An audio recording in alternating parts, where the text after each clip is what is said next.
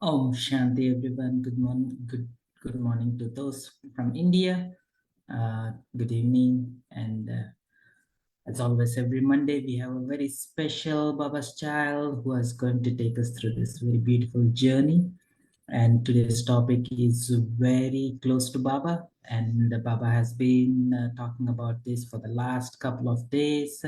The whole weekend, Murli is all about happiness, and then the day before, the Saturday's Murli was all full of how to be happy, why can't you be happy, and Baba is pouring so much love and so many tips and tricks on how to how to get the most out of our Brahmin life.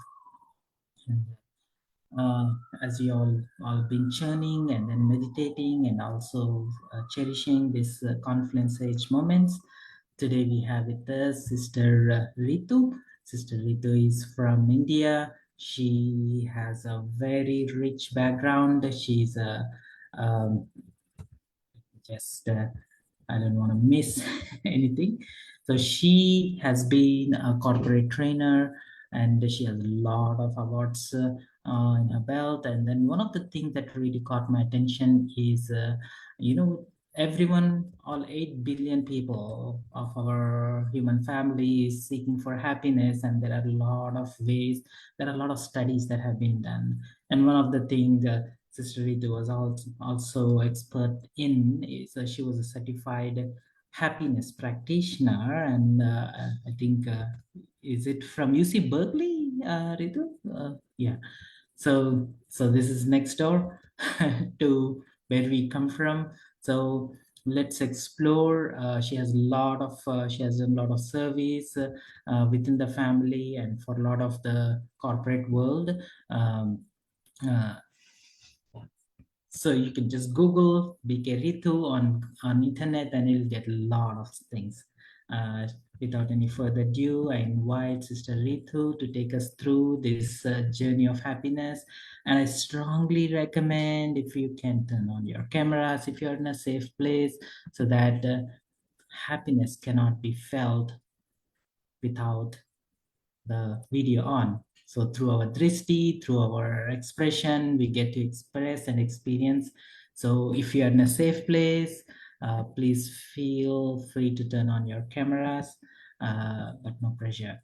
Yeah, thank you. Thank you, Ritu Ben. Welcome. Thank you. Thank you so much for that, warm welcome. And it's wonderful to be here as a part of family. So thank you once again for inviting me here to share my experience of my journey of, about 16 and a half years into spirituality and in knowledge. So this is the first time where I'll be sharing only my experience, and it's I'm quite excited about it. Where I'm going to talk about my entire journey like a story, like a movie that we'll be watching. That okay, initially how it happened, and then how the entire story unfolds, and then for now, what's the conclusion or what's the end part of the story for now is what I'll try and discuss with all of you. Of course, like brother said, if you could turn on your videos, it'll be wonderful. There'll be some parts during the session or the interaction where there'll be some interaction. So it'll be wonderful if you could share your responses on the chat box or maybe unmute if the system allows you to do that. So yeah, it'll be wonderful to even get your responses in between wherever possible. Yeah, on that note, let's check into the session. I hope my speed is okay. I'm a little fast, being in India, we're used to a little speed, but let me know if I'm too fast. I'll try and pace myself accordingly. So in between also, if you think I'm going a little fast, definitely do let me know. It'll be wonderful. Yeah. So we also have Hindi translation. Yeah. हमारे साथ वंदना Ben है, वंदना Ben हमारे लिए translate कर रहे हैं। अगर किसी को ट्रांसलेट चाहिए तो इंटरप्रिटेशन का बटन दबाए, जो ग्लोब का बटन है उसके ऊपर हिंदी का ट्रांसलेशन मिलेगा और ओरिजिनल को आप म्यूट कर सकते हैं ताकि आप निरंतर सुन सकें। Thank you. Thank you so much. So let's check into the session. Yeah, whenever we start a journey, we definitely, if you're coming from San Francisco to, let's say, India, the first thing that we do is, once we've booked our ticket, we're about to travel, we check into our journey.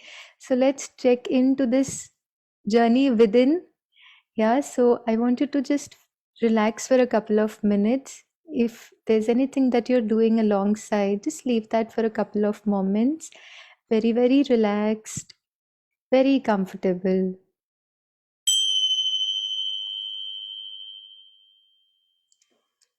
Little time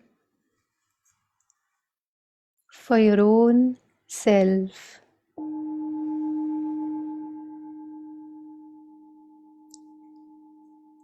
Away from everything outside.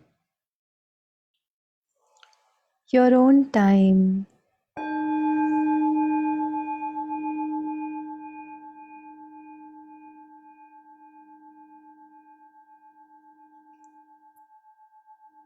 In my mind, I prepare myself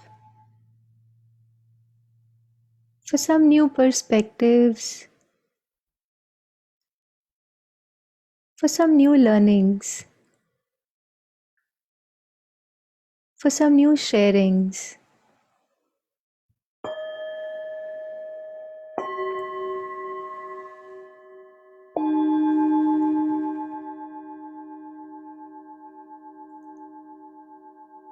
Every beat of these instruments opens up my mind for some new perspectives.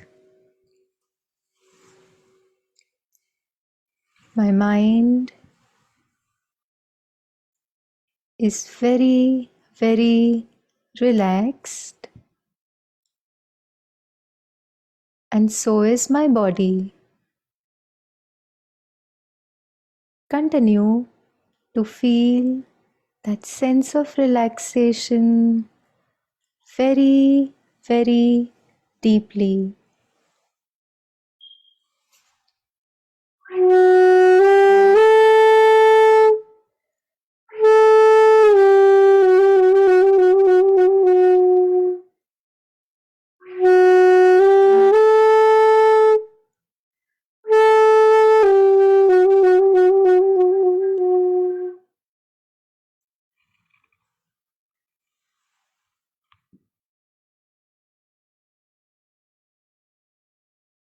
With a very open mind, we are all ready for an interesting movie. A movie called My Life. Through someone's life's journey, let's pick up what's best for me.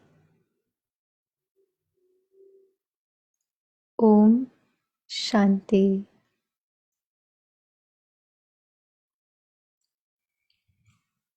So I hope this little exercise helped us kind of, mentally bring ourselves here in this session. Especially online, it takes a little while because, it's easy for us to get a little distracted by things around. So I'm sure this little exercise has brought us all together like it would have been in an offline mode. So yeah, let's start with the journey.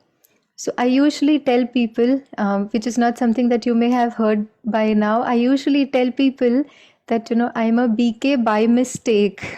Okay, now you would be thinking, what is BK by mistake? So what I mean by, BK by mistake is not, I started my spiritual journey when I was in my graduation college, completing my bachelor's in management studies, and I was far, far, far from spirituality or anything which is connected to spirituality. I had no inclination, I had no interest, I had hardly known about it. Of course, you have heard terms like meditation and, relaxation, but really no connection with spirituality whatsoever. Typical a Mumbaikar. I've been born and raised in Mumbai, so usually the life there is quite fast, and we're busy doing our things. And of course, being in college, you have your friends and a lot of fun and musty and all of that going on. So I had no inclination towards spirituality at all. Because I know there are so many souls around who share their experience and say they're seeking something, they were seeking God or they were seeking peace, and that's how they kind of got connected to spirituality. But nothing for me. So it was just by chance. I wouldn't say it was by choice. It was just by chance that I'm here with all of you today. Of course, understanding that drama had it, and the destiny was meant to be the way it is right now. So yeah, but I had no, interest so called in spirituality ever till I really got connected to Brahma Kumaris, which is way back in 2007. If I have to be precise, it's April 2007 is when I started my spiritual journey. So I got introduced to Brahma Kumaris almost 19 years back, which is when I started my graduation. But I said, okay, I tried it a bit. Somebody said, okay, you should try meditation and you should try the 7 days course, which, usually happens in India. The basic foundation course happens for 7 days. So you should try the 7 days course. And I said, okay, let me try, let me see what it is. But of course, it didn't interest me for 2 years. I just tried on and off, but it didn't work for me. So for me, what clicked was something which is very different. Usually, Baba says, it's Gyan, Yog, Dharna, and Seva. That's the way it usually happens for everyone because, we get to know about soul and the Supreme Soul. So, Gyan and then Yog, we learn meditation, and then we kind of imbibe these virtues in ourselves, and then we start doing Seva. So, that's a typical journey of how, spirituality happens to people. But for me, it was the other way around. So there was a children camp happening at the center, and somebody said, "Why don't you come and kind of volunteer and help us out with managing kids?" Because there are almost 150 children who kind of come and attend these kind of children summer camp. In India, and typically at the place where I lived, which is in Navi Mumbai. So I said, okay, this sounds interesting because I was always inclined towards serving, service of people or doing something good. That is something which always I was connected with. So for me, it happened the other way around. I started with Seva, which is, being a part of the committee which was organizing the summer camp. While classes were going on for children, because I was managing them and I had to do some quiz and make notes and all of that, I started listening to knowledge from that perspective, but really not again totally into it. So yes, Seva happened first for me. I knew a lot about the dharnas and practices and everything that are there for a typical spiritual life, which help us in our journey. Our disciplines, our way of living, the food habits, all of that I knew. And when I started going to center for this camp, I somehow felt that yes, this is what I want to do.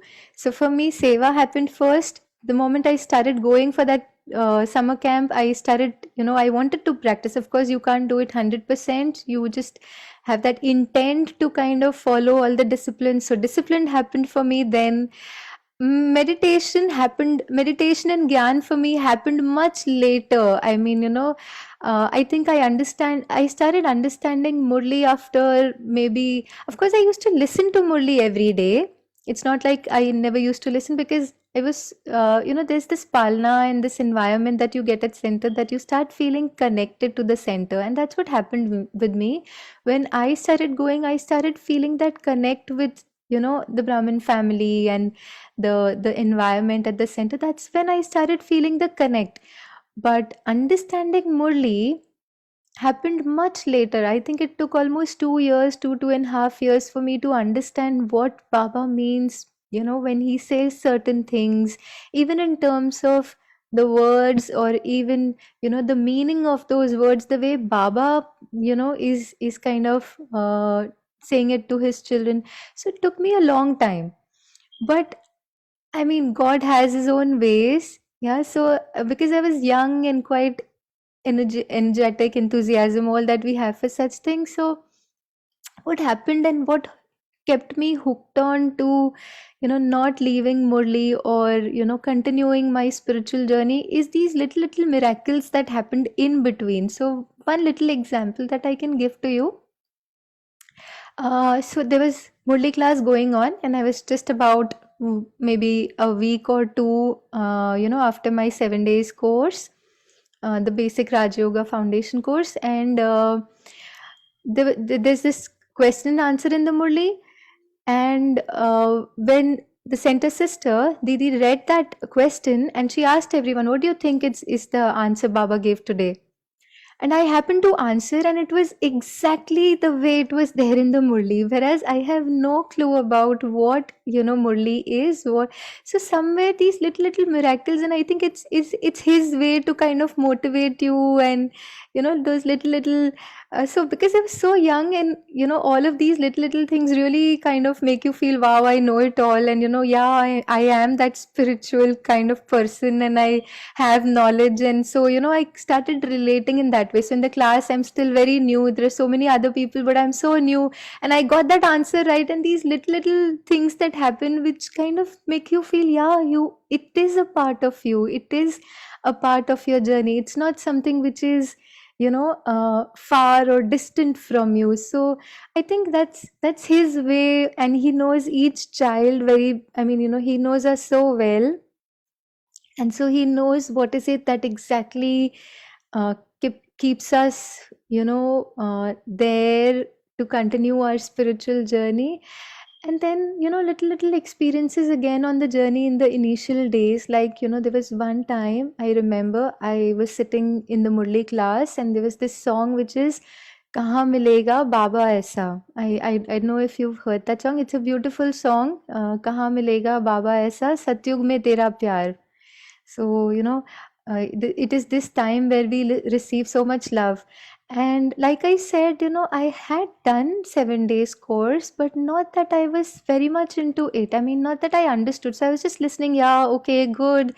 Because somebody, elder and somebody, whom I respect a lot is sharing something. So let me just hear. That is the mode I was operating out of. But while I was sitting in yoga and that song started, the only thing that I remember myself doing is just crying, because I could actually experience so much love from Baba at that time.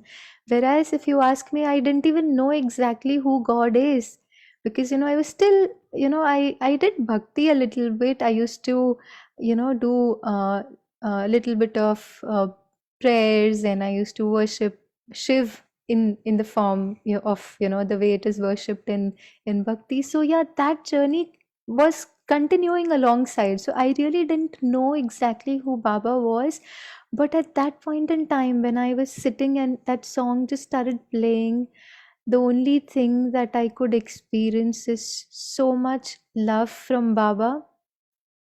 And even today I can remember those moments very very clearly in my mind, because the only thing that stayed with me is that love.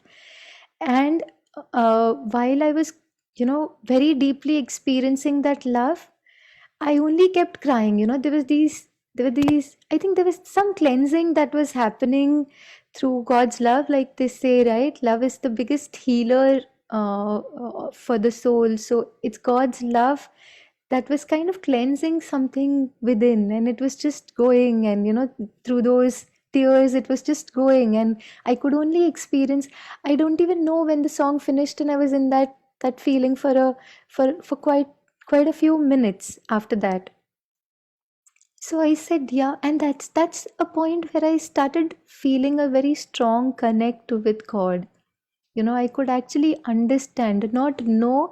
Typically, what happens is we know who God is through, the knowledge that we get, but understanding and relating to, typically yoga, in those moments, if I can, express what is yoga, it is that very deep connect and that experience of love from Baba is what you kind of, experience and you feel so deeply. So that's how the journey started.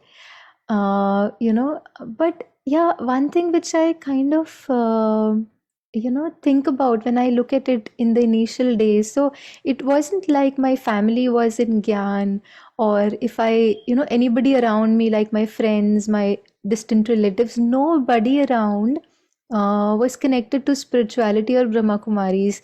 So for me, it was a very, very different path altogether, something which is very, very new to me. So, one thing which I realized is, and if I look back today about those initial 6 months of my, journey of getting connected to spirituality, is that how beautifully we just allow things to happen. Yeah, we're not holding on to how our life should be or how things should have happened or not happened. We're just allowing. Yeah. Today, possibly, if we look at our lives, we are so specific of how we want things to be, and and possibly that too much rational and logical thinking, what it does is it somewhere, creates a little barrier in terms of allowing that journey to happen on its own. Yeah. So when I say conscious living, I think something which I experienced in those initial 6 months is that conscious living, just allowing things, because soul knows its purpose, right? We know where is our, where is it that I'm meant to be. But if we are thinking too much logically about so many things, chances are that we lose out on that, just flow, going with the flow. Yeah, just allowing things to happen, allowing the moment to take, that just allowing the moment to be instead of trying to control things. So this is one thing which I realized from my initial days is how you allow things to be. You don't hold things, you don't kind of want things to be in a certain way. And that's a childlike innocence, right? Where you are just going with the flow and allowing the purpose to take its call and leading you through the way. And I think that's what happened with me, because though it was a very different path, when you are conscious, and when you allow things to happen, that purpose leads you. That purpose kind of takes you to your journey very beautifully and very easily. So it wasn't like a choice that I made at some point in time saying that, okay, I want to be spiritual. Even, in fact, even after a few years, I didn't know that I'm going to pick up this journey and I'm going to, I'll take such a long, journey of about 16 and a half years into spirituality. So it wasn't a call that I had taken at any point in time. It just happened on its own. And the most beautiful thing is to allow, that God's will and, the drama to kind of unfold, and, you know, just enjoy that moment, that, experience of being there with what's happening to you in the life. So that's one thing which I think I would kind of pick up from my initial days, just allowing and being happy about what life is, kind of offering you. Sometimes we have our own offerings. Yeah, this is how I want things to be, or this is how life has to be. But yeah, it's kind of beautiful to see what life has to offer to you. And that's one thing which I kind of pick up, while I was thinking about this session, and I asked myself, what is that one learning from those initial days? I think it would be that. Yeah, just allowing life's purpose to kind of lead you through life. And it's so beautiful, you know. It's very beautiful because there is no form of resistance. There is no form of questioning, there is no form of judgment, there is no form of holding anything. You just allow, and it's very beautiful. Yeah. So that's that little learning that I kind of picked up in the initial days of my journey. So, having said that, let's take a couple of moments once again.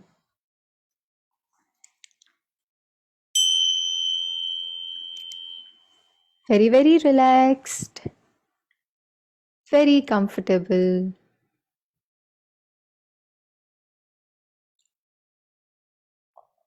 Once again, little time for your own self.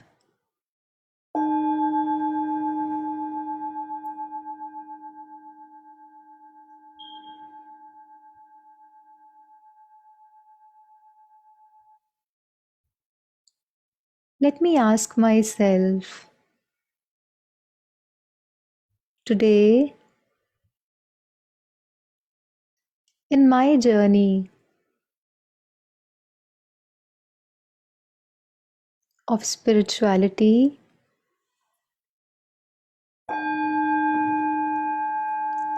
what is it that is holding me back?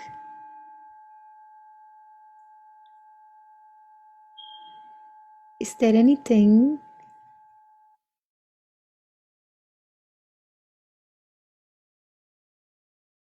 which I'm not allowing?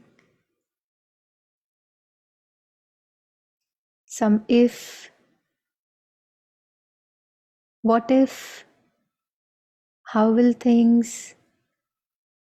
Any questions like these?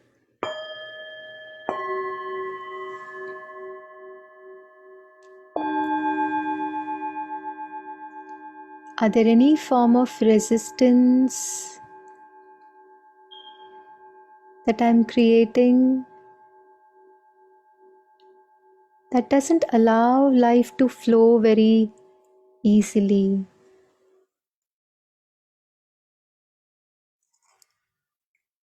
In my mind,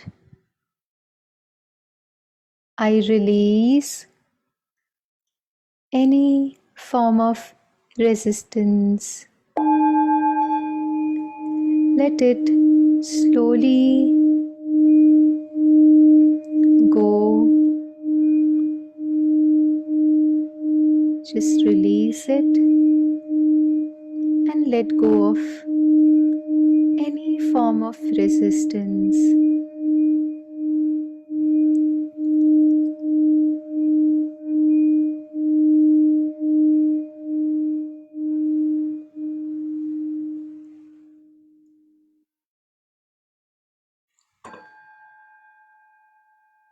Today I allow God's will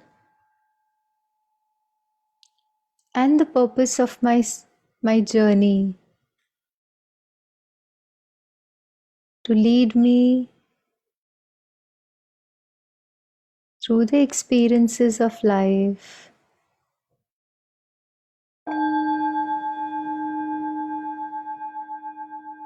Allow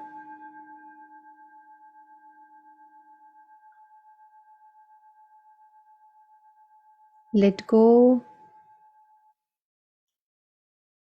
let be, and let God.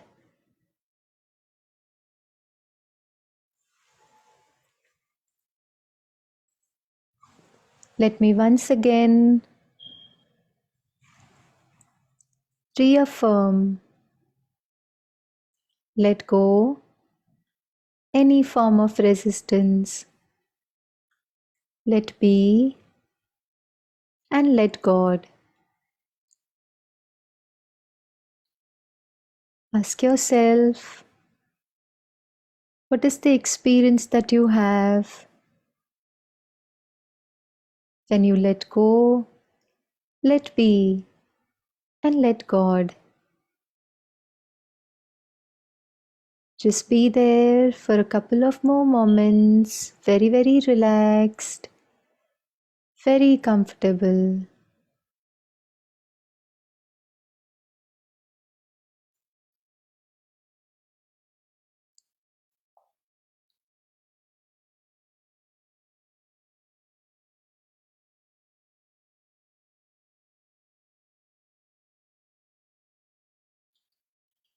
Om Shanti. So let's come back.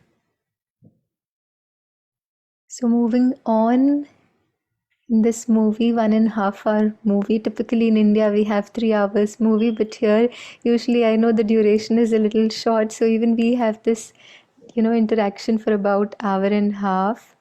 which is great.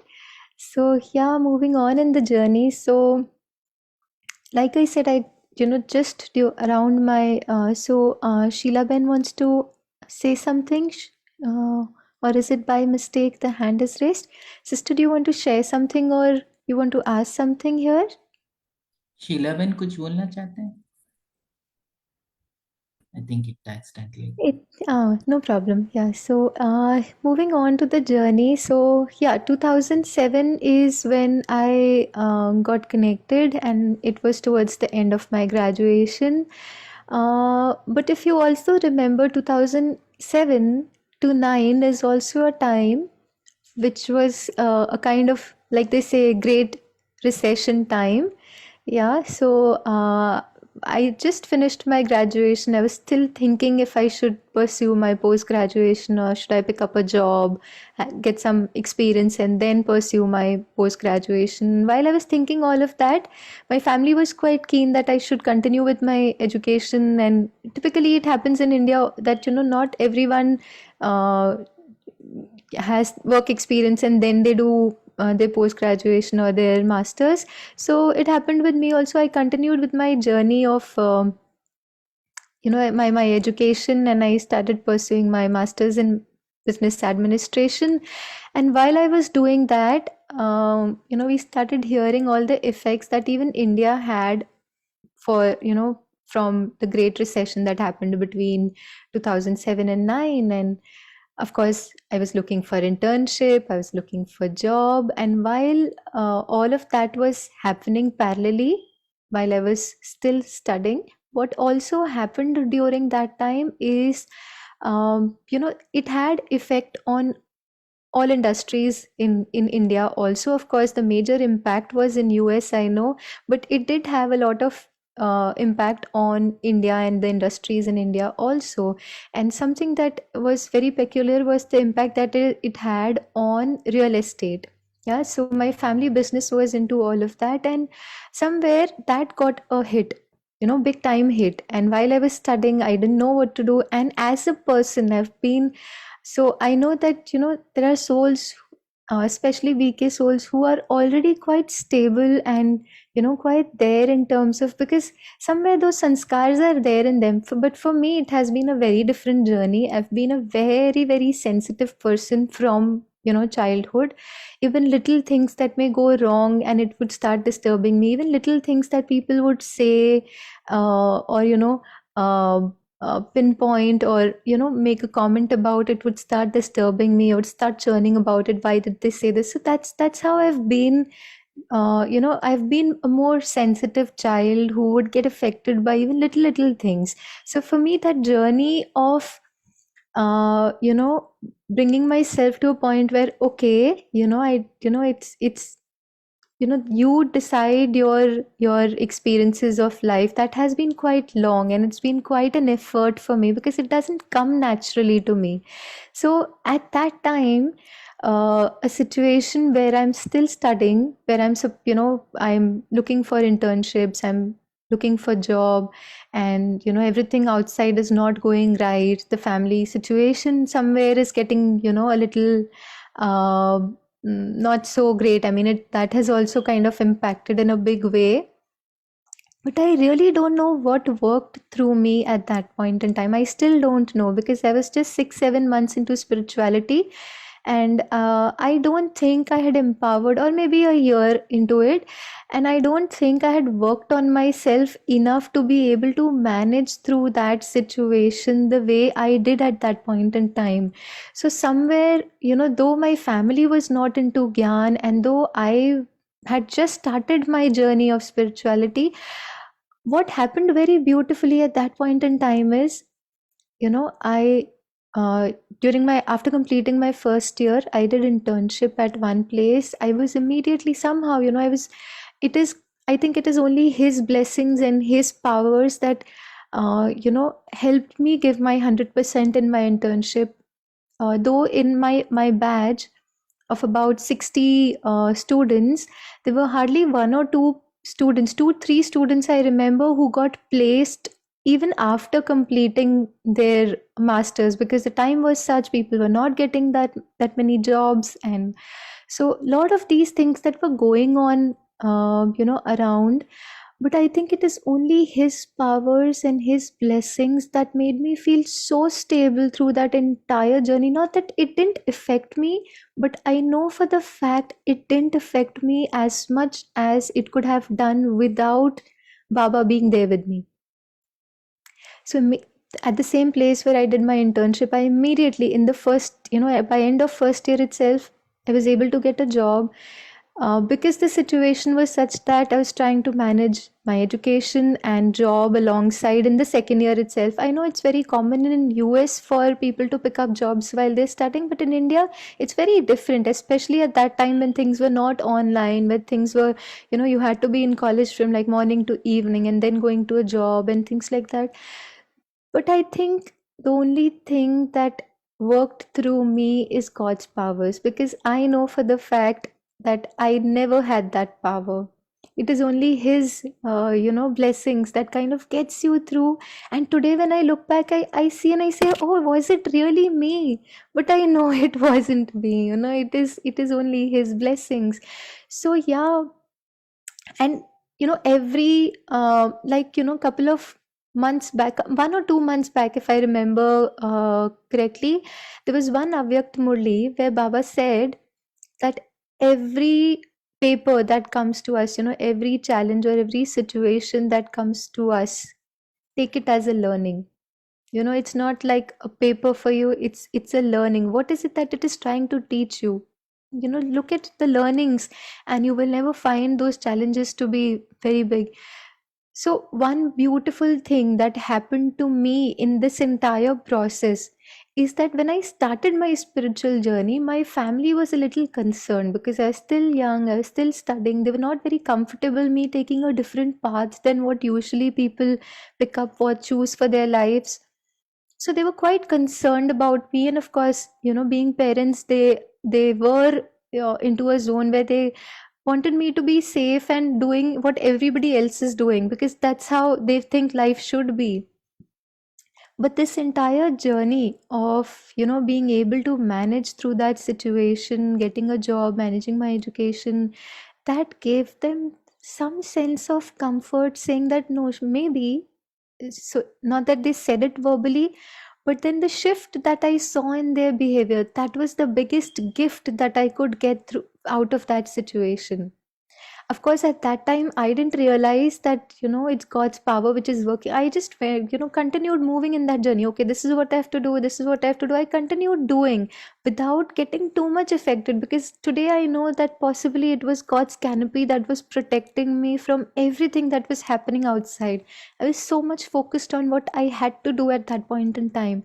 But a gift, and a biggest one that I received through that situation, is that the concern that my parents had, that if she takes up spirituality, she'll be away from the family, or she'll not take up her responsibilities, or spirituality makes you self centered, or she wouldn't care about us enough. Maybe these little concerns that they had, I saw a shift in the way they responded to my choice of picking up this path.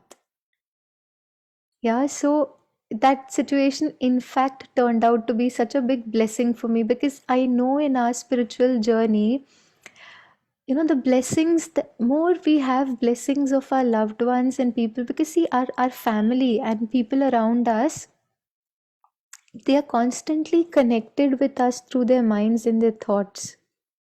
Yeah, they're thinking about us. If they are in Gyan, they're not in Gyan, but they think about us. And whatever they think, that's the energy that we are constantly receiving. So if we have their blessings in this journey, we automatically, in that journey, we are able to move faster. Yeah, Baba says a lot of times that दुआएं lift का काम करती है.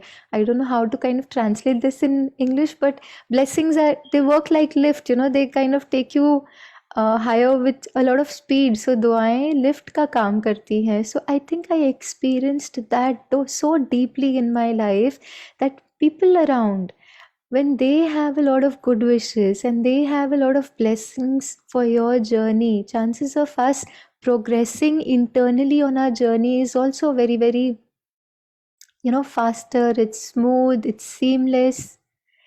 And especially, I think, because parents are the one who nurture us, like, even in Sakar Murli, there are a lot of times that Baba says that you have to give return to your people who've sustained you, people who've nurtured you, you give return to them also. So that's the experience that I had, that because I didn't disconnect myself, or, sometimes spirituality, what we take it as, we have to disconnect, or we start feeling disconnect. It's not the intent that we have that we disconnect, but somewhere because we are so focused on working on ourselves, we start disconnecting from the world outside. But I had a very different experience. I felt more connected. I felt more, I was able to take care of a lot of things outside, possibly because God was taking care of me inside. Yeah, it is because He was taking care. Because one is, we are able to take care of ourselves, and so we are able to take care of everything outside. But for me, it was different. It was, I knew that God is taking care of me. And so, okay, these little things outside can be managed very easily. So that's the second, very, very, that's one of the most, I think, important phases of my journey, because just maybe 6 months or a year into spirituality, and there are a lot of times when Baba says in Sakar Murli, I remember कि ज्ञान में आते ही दिवाला मार देते तो कहते ज्ञान में आने से हुआ. So you start your spiritual journey and something goes wrong and you start thinking, oh, maybe because I stopped my bhakti, or maybe it is because I picked up this path, now it's coming, it's coming to me in this form. So I, whenever Baba says that, I think, I relate to it quite, because I never had that thought that, okay, because I'm here and that's why this is happening to me. But I definitely knew, even at that point in time, and today even stronger, that it just got passed very smoothly without, affecting me so much, because I was a part of this entire, uh, you know, spiritual, like, knowledge, meditation. You keep listening to you, your faith kind of doubles up in these kind of situations. I think that was the second gift which I very strongly even cherish today, is the faith that yes, it is God and He is the one who's taking care of you. It's so much there, you can experience it every moment. Because usually, it's very easy for us to kind of get entangled in unconscious thinking. Why did this happen to me? It could have been better for me. Looking at everybody around, why their life is so good, their spiritual journey is so simple, or they have so much support around. You could, and when I started my journey, everything is going wrong. So it's easy for us to kind of get entangled in unconscious thinking patterns, like thinking about past. Oh, my past life, my life was so good before coming into Gyan. Or maybe thinking about future. Oh, now what, what will happen after this? It's very easy for us to kind of get into that unconscious thinking and creating those thought patterns which are not very empowering for all of us. Yeah, but because we're connected to Gyan, we're listening to Murli, even if 1%, 5%, 10% of it is going inside, it is still bringing us out of that unconscious thinking patterns that we create. It just makes us so much aware, because we are listening to Murli every single day. It makes us so much aware of, what what is happening and where life is happening. If I have to say, if I can put it that way, where life is happening. So, there are so many times when we are thinking so much, like psychologists also say that every 1 or 2 seconds we have one thought. Even right now, if you check, while you're listening to this, actively listening to this, there could be some thoughts which are still going on at the background. Yeah, yeah. So that's how our mind works, and those thoughts could typically be about something which you were thinking possibly an hour back or maybe a day back, a week back. Those patterns is what we create.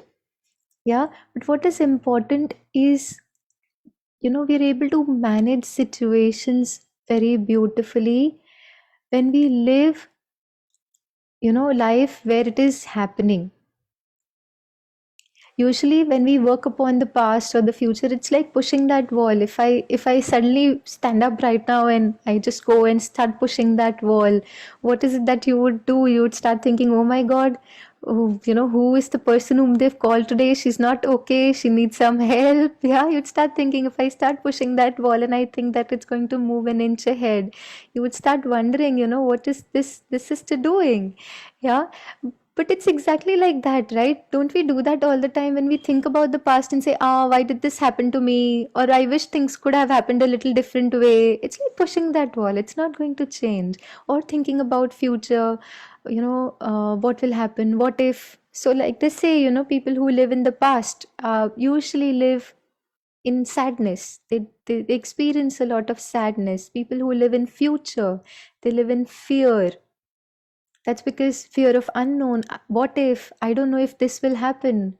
But that's not where life is happening. The reason why we can't handle any situation in our lives is because neither life is happening in the past nor in the future. Life is happening in this moment. The situation is there, but we'll be able to handle it only when it is real. Past is not real any longer. Future is not a reality any which ways. The only reality, when I talk about conscious living or aware living, is the reality, the life is happening in this moment. And this is the only moment where I can do something about. Yeah, like they say, the point of power is always in the present moment. This moment, what is it that I can do? I can't do anything about the past. I can't do anything about the future. It's like pushing that wall. The only, the point of power is always in this moment, because this is the only moment of my life. This 1 second, this 1 second, this 1 second, each moment that's going, moment by moment, each moment that's going, and the thought, word, and action I choose in this moment is what is, creating my destiny, or my how I respond to, because this is the only moment where I'm creating my thought, word, and action, which I can, use in my life. Yeah, like they say, 98 or 99% of our thoughts are either repetitive thoughts or waste thoughts. We keep thinking about same thing, and we don't put, what is it that I mean by waste thoughts? Thoughts that we don't really put into action. We don't do anything about it. We just keep thinking about it. But this moment and the thoughts that we create, the words and action is in this moment, is the only thing which is creating my reality, because this is the only moment which is real.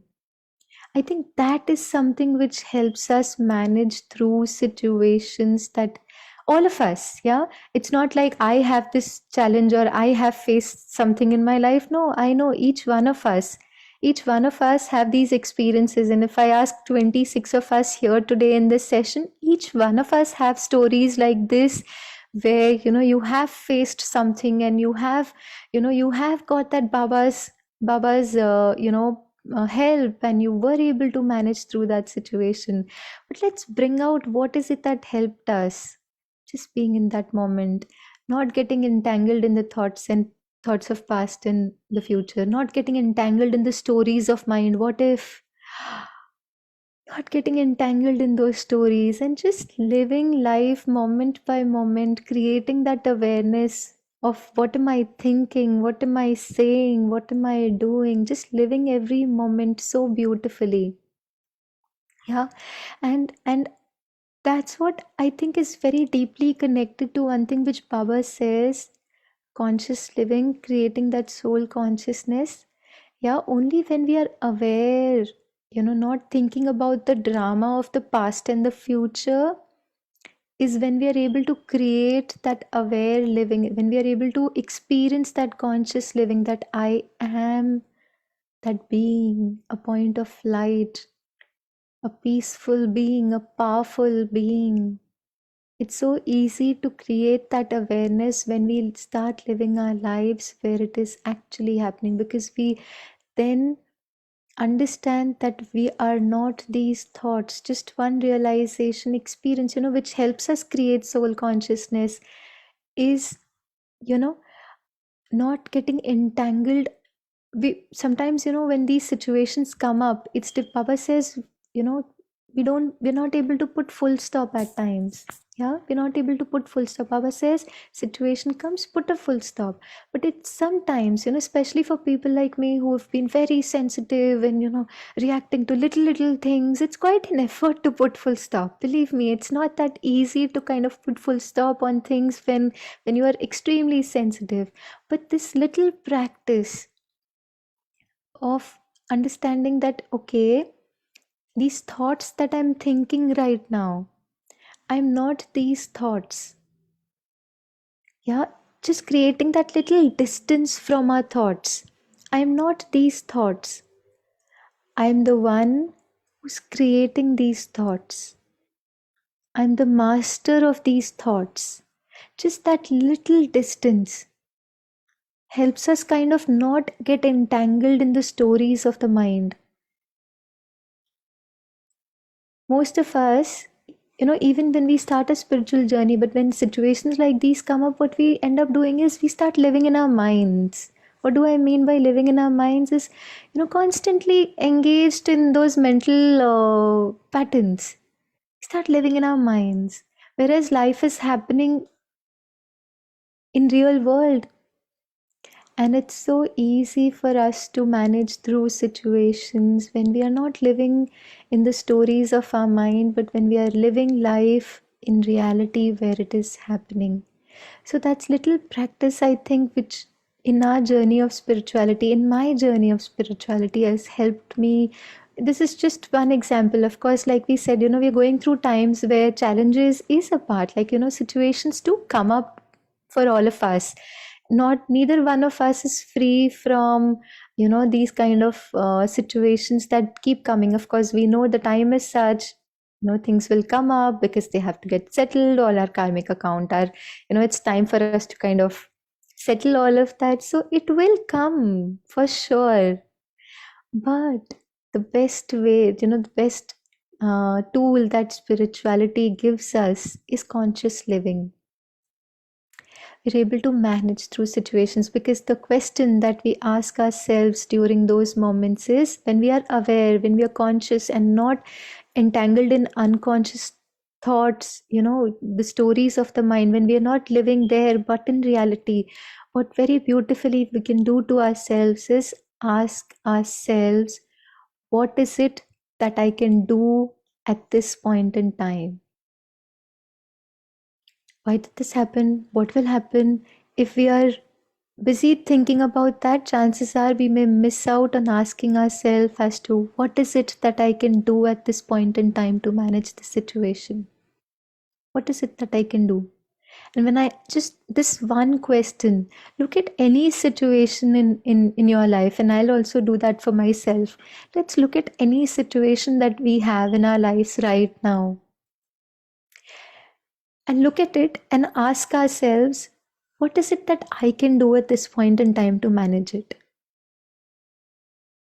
Immediately the focus shifts on what is it that I should be thinking, what is it that I should be saying, and what is it that I can be that I can do about it.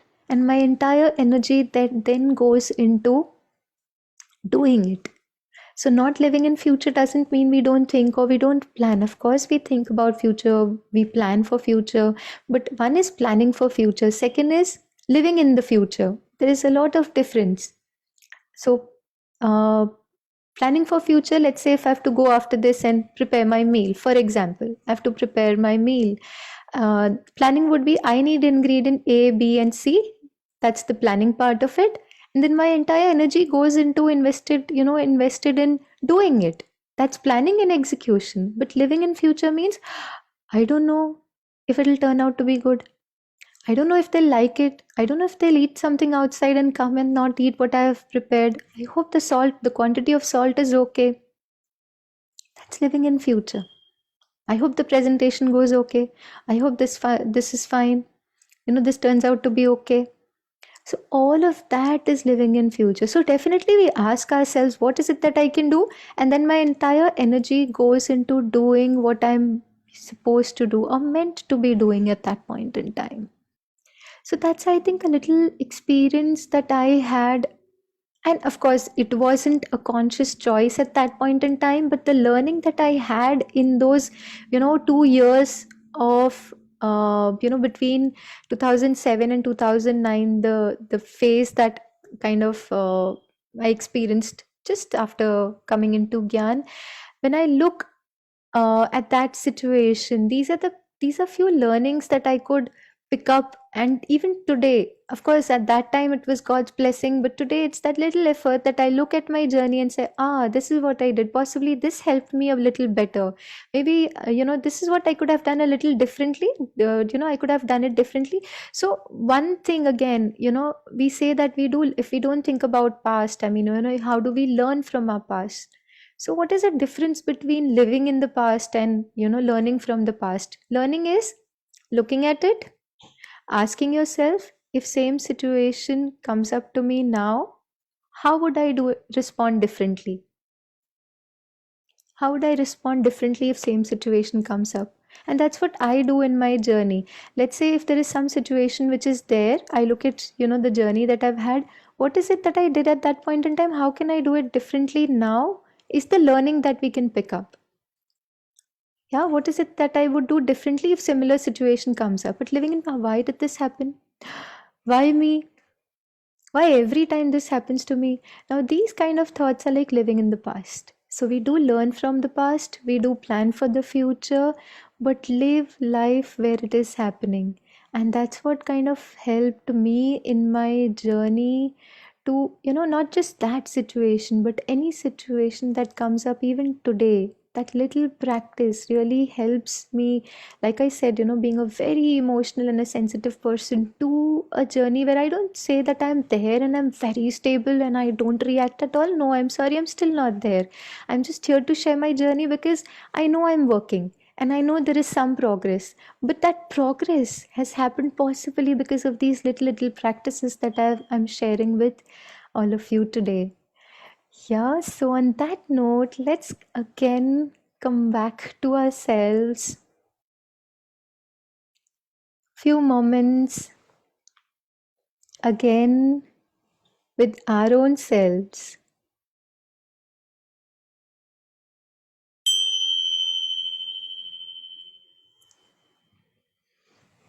So much we've heard, few things out of that I was able to relate.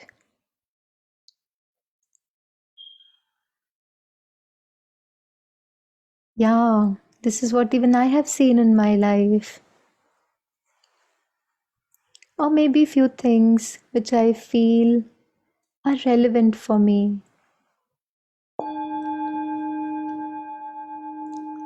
Let me spend some time reflecting upon some of the learnings through this entire discussion. What is it that I would like to pick from this experience?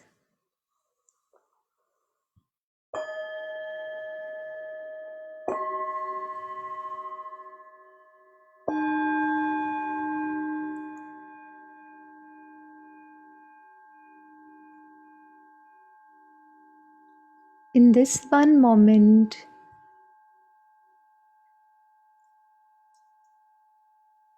let me not think about the past, not think about the future, but live life where it is happening.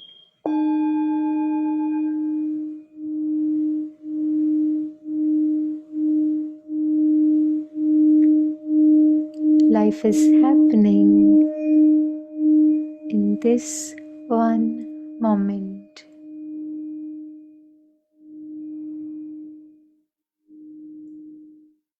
Let me experience life in this moment very deeply and intensely.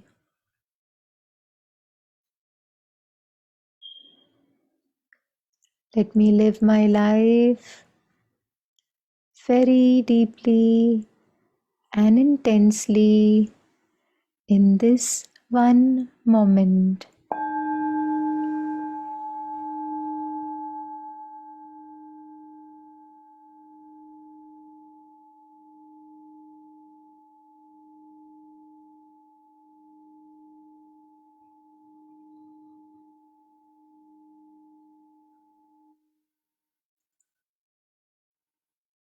In my mind, let me look at that one situation,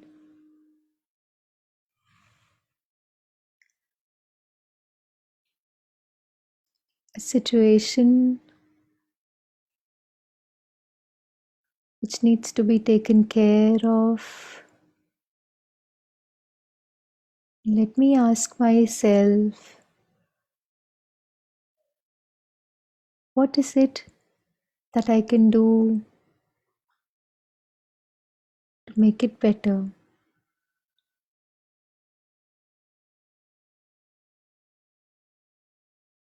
What is it that I can do to make it better?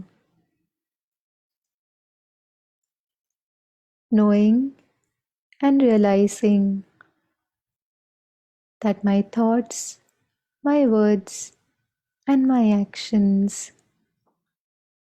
are the only things which are in my control.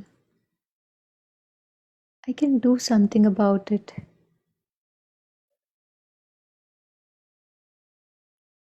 Let me once again ask myself, what is it that I can do about it to make it better?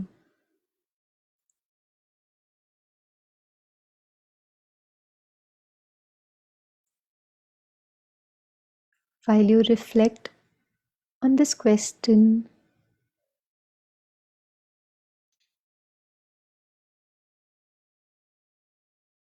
I want you to make a note of maybe some responses that you get.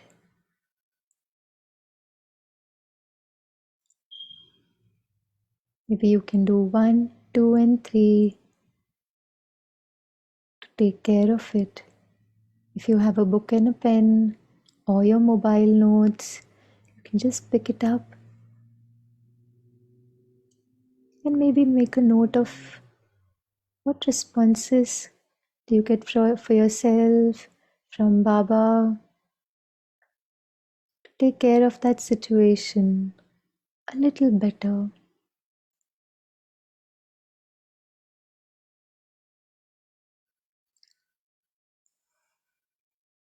Om Shanti.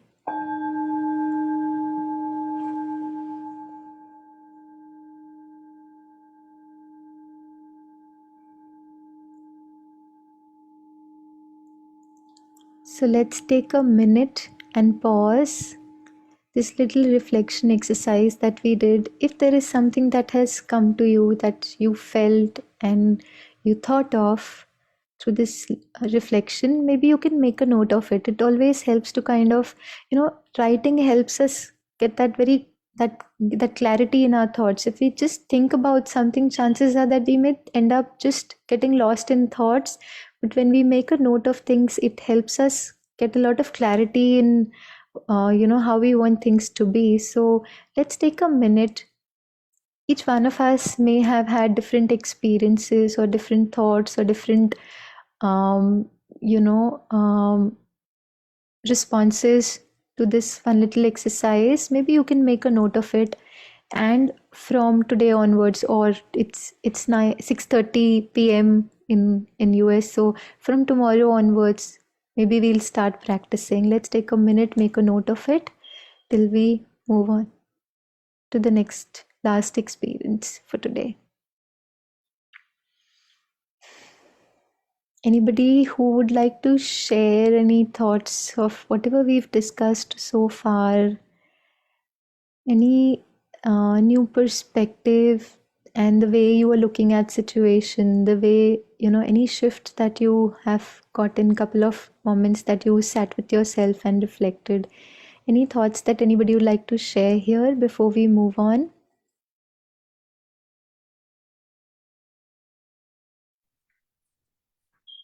Feel free to unmute yourself. Should be able to unmute. Anyway. Yeah, Om Shanti. I was thinking of an interesting situation that's come up for me that's more like a business situation that I was dealing with today. And when I was sitting here, and it's unresolved, or it's like a journey where I'm moving through different parts of it to find the solution. And I don't know, when you had us just take a moment, the only thought that came was trust that all is well. That's what came. And then I also, the next thought I wrote is, I know it will work out easily. So, we trust these things and we keep our minds peaceful and calm and positive. So I'm really, really appreciating your presentation. It's really lovely and very positive. So thank you. Thank you so much, sister, for sharing your experience and your reflection. It really helps all of us. Thank you for doing that. And it's such a wonderful thought to be able to just trust and know that it'll all turn out to be well. So thank you so much for sharing. Anybody else who would like to share any thoughts?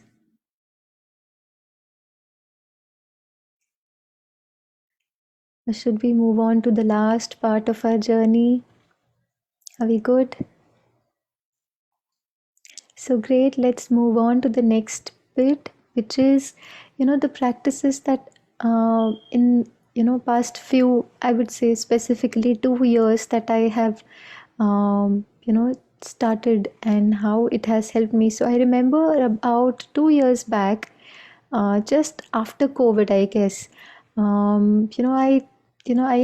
I was practicing one swaman, which is हर संकल्प, हर श्वास, हर बोल बाबा को अर्पण. Yeah. So every breath, every moment, every second, everything is surrendered to God. And it's one practice which, like I said, I started about 2 years back. And I think this one practice of just surrendering to God, and I would again come back to, this Sunday's Murli, where Baba is also talking about surrender and how we kind of define. So, like I started my journey, I started practicing this. I was very clear. I'm not talking about getting surrendered in the sense, of course, it's a beautiful, one of the best blessings that we could have is, we could get surrendered so called at the center and stay there and do Baba service. It's wonderful. Yeah, but when I started this practice of, har sankalp, har shwas, har bol, har second Baba ko arpan, when I started this journey, I really didn't think of surrender in that sense.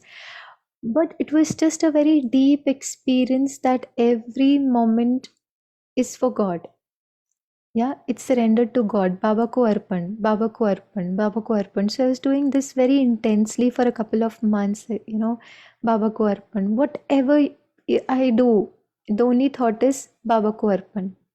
Yeah, even every action, every thought, every second, Baba ko arpan, Baba ko arpan. And it's such a good feeling, because ultimately I feel, there are two things. One is the goals that we have in our lives, and the second is purpose. So goalpost can keep moving. So let's say during my graduation, my goalpost was completing my graduation, then post graduation, then getting a good job and doing well in my career, or taking, just being there for my family.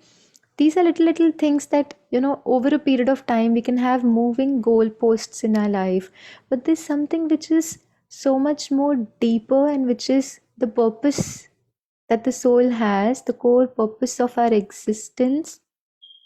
Of course, one of the purposes that, we experience and express these innate values of the soul. And I think we are able to do that very intensely when we are so deeply connected with Baba. So the moment I started doing this, Har Sankalp, Har Shwas, and I keep repeating it to myself even today, and it helps me so much that, thinking Har Sankalp, Har Shwas, Har Bol, Har second Baba ko arpan. And believe me, uh, you would think, wow, this is such a good thing, Baba ko arpan, and if it's arpan to Baba, Baba takes care of it. But I'll tell you, my experience has been very, very different. So before I started doing this, completely, telling myself that her, everything is surrendered to Baba. Before I started doing this, I was living a life where, okay, most of us end up doing that, right? We say, okay, I asked this to Baba, I said, Baba, this, we keep telling Baba things, and it just happens, and we feel, wow, whatever I say, Baba God does it for you, and it's such a wonderful, God loves you, and so he does everything that you wish, and it's such a nice experience to have, God loving you so much that he fulfills all your wishes. But and that really happened, if I say till 2 years back. But the moment I thought, okay, everything surrendered to God, one of the strongest experiences that I have had is, then you are not in charge of your life. You are not the one who decides for your life, it's God's who decides for your life. Yeah. And initially it wasn't very easy. So I started this journey. I said, okay, every second surrendered to God. And then while I was practicing it, I said, okay, now, actually let me think of it, and actually but things turned out to be very different. And I kept asking myself, when my thought is so pure, my intent is so pure, when I'm doing something which I think Baba may want me to do, but life had very different plans for me. So this entire 2 years journey has been very different. Like I said, every time we think something and Baba does it, we say, wow, Baba loves us so much. But today I know there are times when Baba does something which is very different from what we want, the way we expect our life. And I would go back to our first learning, which is allowing God's will and allowing drama to happen and unfold, the way it what is best for you. Because when we decide what we want, it is possibly not the best thing that could happen to us. But when God decides what is best for us, I think there cannot be a better life than that. So, in fact, if I talk about my last 2 years journey, things have not been the way I would want them to be.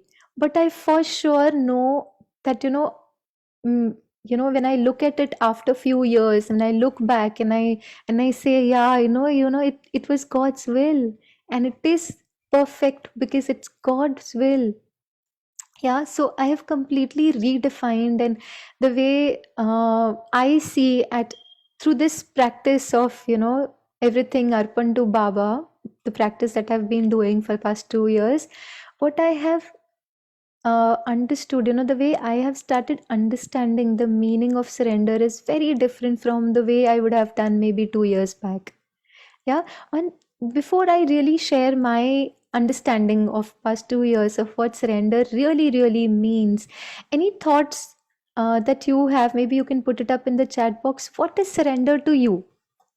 Yeah, because of course, surrender at the center sisters who are there, it's wonderful, but it's not something that all of us have. It's possible for all of us. There are many of us who live with our family, take care of family responsibilities, take care of our work, do all of that. And so, what is surrender for you? Any thoughts on that? And if you could put it up on the chat box, or maybe take a minute or two to kind of share, unmute and share. What is surrender to you? You could also refer to this Sunday's Murli, where Baba is talking, especially for double foreigners, Baba is talking about surrender. So, any thoughts on what is surrender? Be responsible. Sorry, can you come again, brother? Be responsible. Wonderful. Be responsible. Okay, that's nice. Any other thought? Surrender. Because I think that is one of the highest stage, in terms of our Brahmin life. Surrender to God. Even that thought makes us feel so wonderful, isn't it? So, any thoughts anybody else would like to share? You can put it up in the chat box also. What is it for you? What does this word surrender mean to you? Any thoughts? Any sharings on that? Anybody? So one is brother said responsible. Yeah. Any other thoughts? Egoless. Wonderful. That's nice. Entertaining Baba's knowledge. Okay, that's wonderful. That's great. Feel light. Yes, that's the result of surrender. Neelam Ben says feel light. That's absolutely right. That's, I think, an outcome of being able to surrender. You just feel so light. Wonderful. Thank you. Thank you for sharing those wonderful, thoughts about surrender.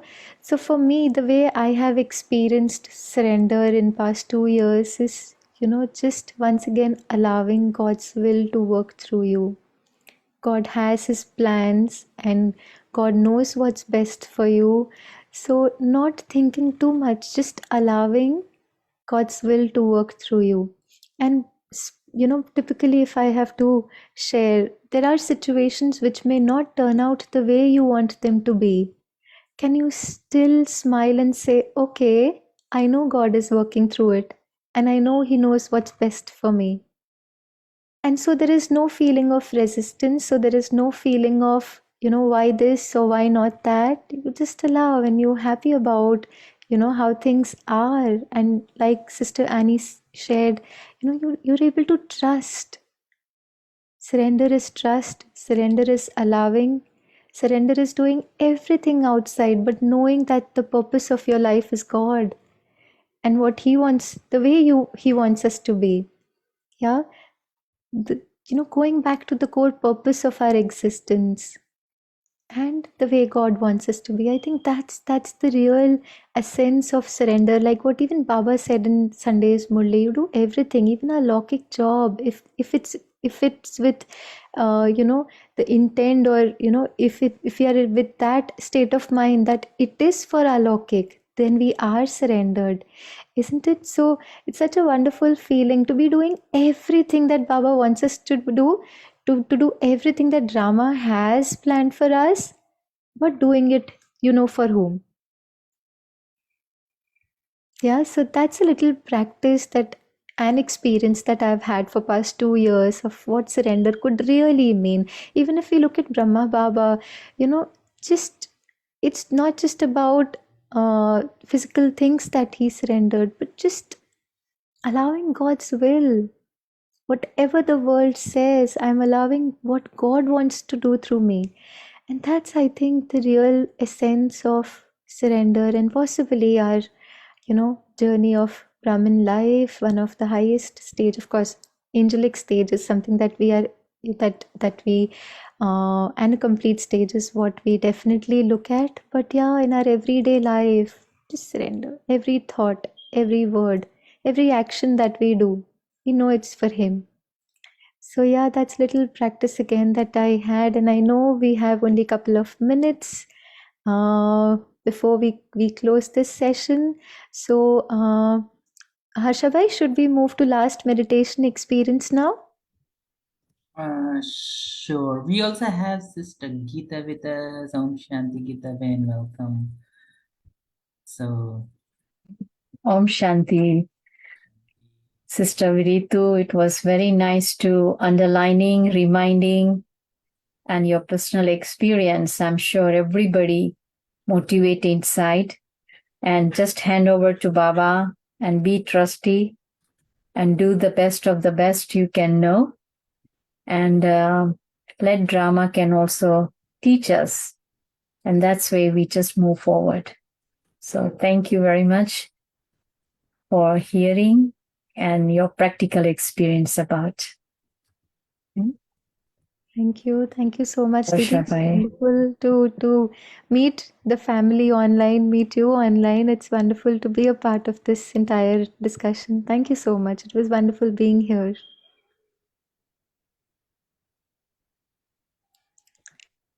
You. So we can have a short meditation and then so we can have some sharing after that. Yeah. Sure. Yeah. Yes. Great. So once again, let's come back to ourselves.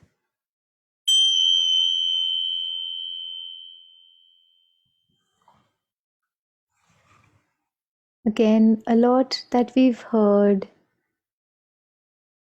in past 1.5 hours. Let me just sit with myself. Let me just be with myself and spend some time there.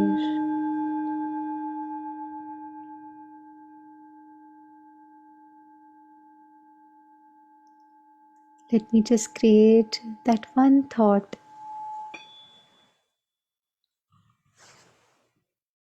Every thought, every word, every action, and every moment surrendered to Baba.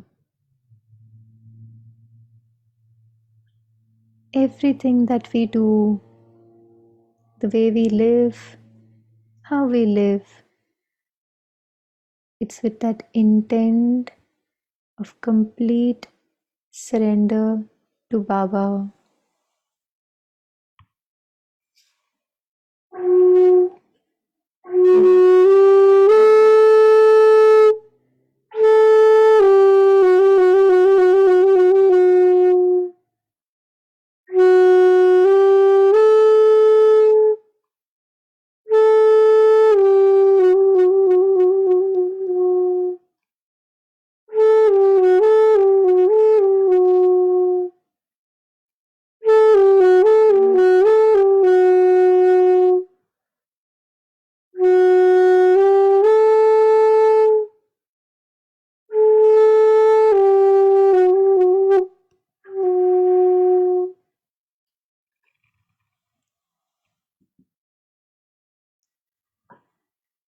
A deep, deep experience of lightness is what remains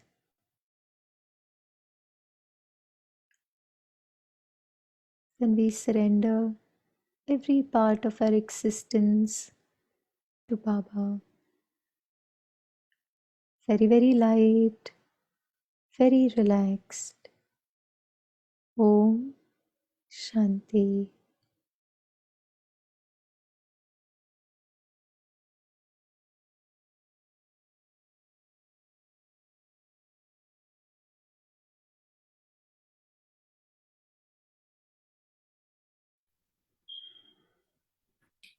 Om Shanti. Thank you, Rituben, for the beautiful sharing and also nicely blending music and meditation and making it very natural. Right? So if anyone have any questions or comments, feel free to unmute yourself and share. Bye.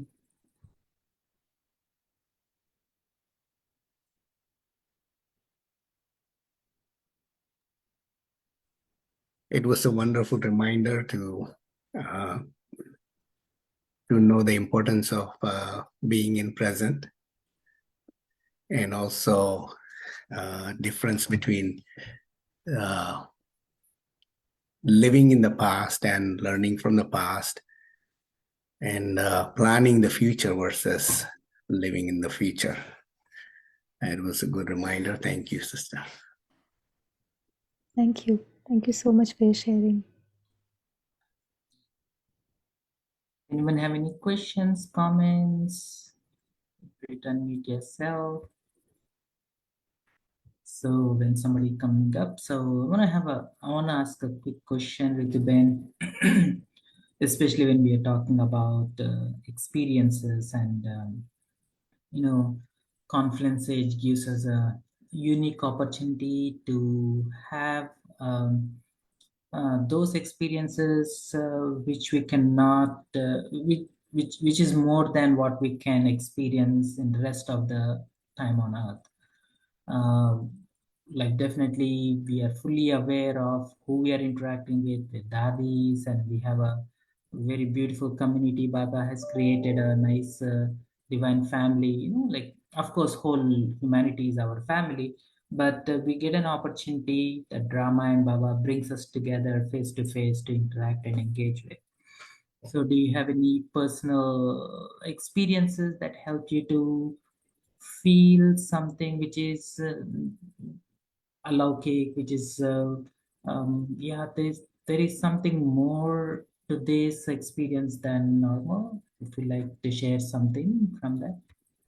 Sure. So, while you were saying this, I could remember just of one incident, because I'll tell you, I'm not somebody who would, go up to people and say, okay, let me meet. I would take that opportunity to meet people. I'm somebody who is more into my shell all the time, so I hardly take this time to kind of go and meet, people. But yeah, there is one. So then, there are very few incidents where I've actually, though I've been in Gyan for very long, I mean, not very long time, but yeah, for 17 years, but I've hardly got that time to spend with dadis. I've hardly done that. I'll be very honest about that. But there is one experience, of course, one or two times Drishti Toli has been there, but one experience which I very clearly remember is not while I'm meeting Dadi Janki in person, saying that okay, I'm getting that Toli or Drishti. It's while after 7:30 evening Numa Sham meditation in Diamond Hall. And Dadi, we know that Dadi always used to come, for evening Numa Sham meditation. And after that, she did spend some time interacting with brothers and sisters. So yeah, she did that. We were in Diamond Hall. Dadi took class, and after that class, usually what happens is, we're very eager to see Dadis, and we're all of us, in fact. So after that class, what happened is, from that backstage, Dadi, brothers and sisters were getting Dadi out on wheelchair, and they were bringing Dadi towards her car.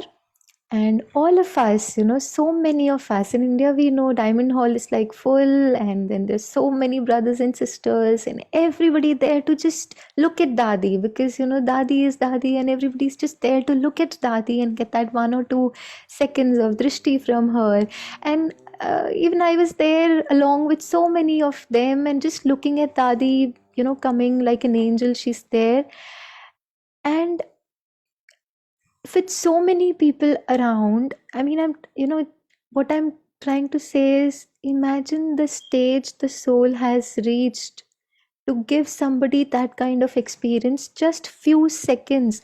Dadi was being taken on, I mean, she was on wheelchair, brothers and sisters were helping her come out, and she's just looking at everybody, so many of us. I think it would be not less than 2-3 thousand people just around her, just to see her.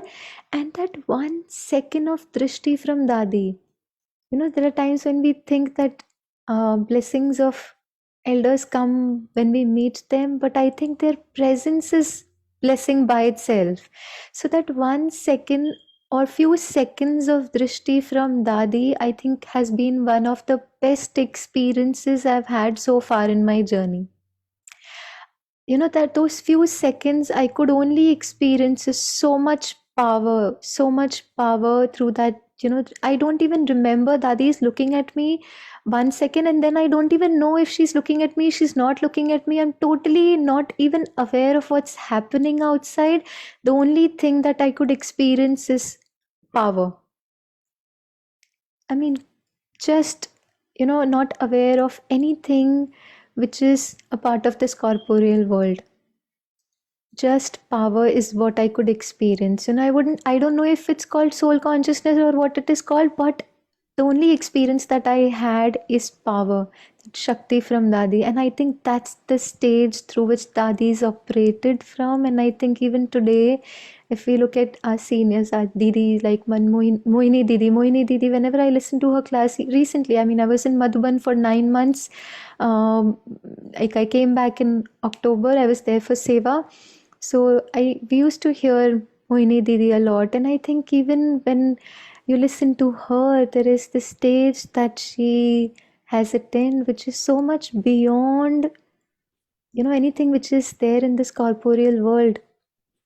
So yeah, the best experience, I think, if I have to share, it's more about these vibrations and energy and stage through which, all these great souls, they operate out of. It just brings you to your core, your core um being. I mean, you just kind of forget what's there in this corporeal world, and your original nature, your innate qualities, it is what remains.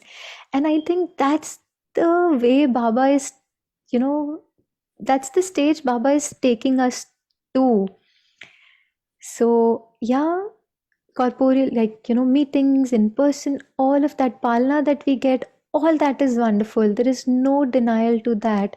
But I think the time that we are living in today, it's more about, getting that palna in Avyakt. While I was there 9 months in Madhuban, I think the only, one thing that I used to do every day, Amrit Vela, after Amrit Vela, is go to all three Dadis' stham, because I was in Shantivan.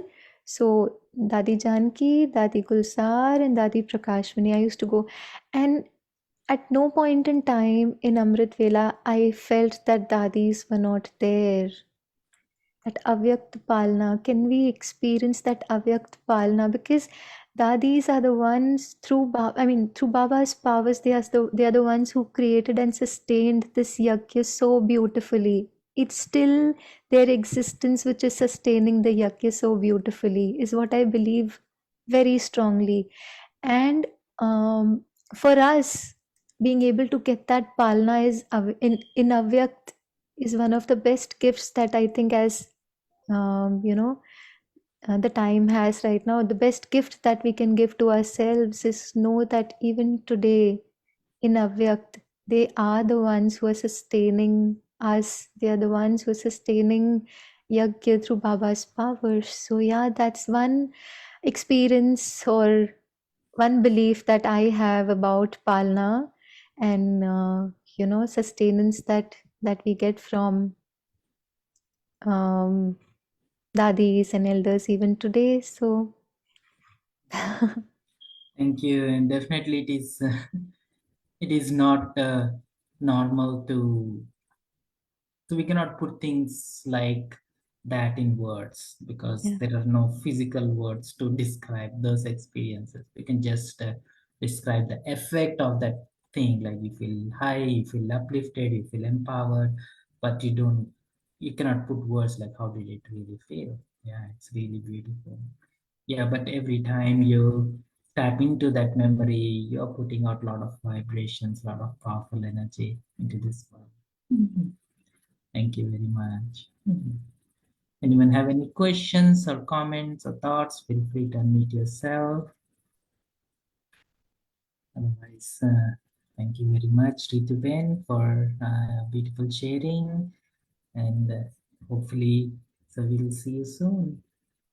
If not thank you here, once maybe again. It was wonderful being here with all of you. And I just consider myself to be fortunate to be able to meet larger Brahmin families. So thank you once again. thank you. Yeah, thank you so much. I enjoyed it thoroughly, and I know everyone else did too. Thank you. Om Shanti. Just want to say that you have a beautiful balance between sweetness and sensitivity and courage and confidence and enthusiasm. So I just wanted to say that. It's lovely. Om Shanti.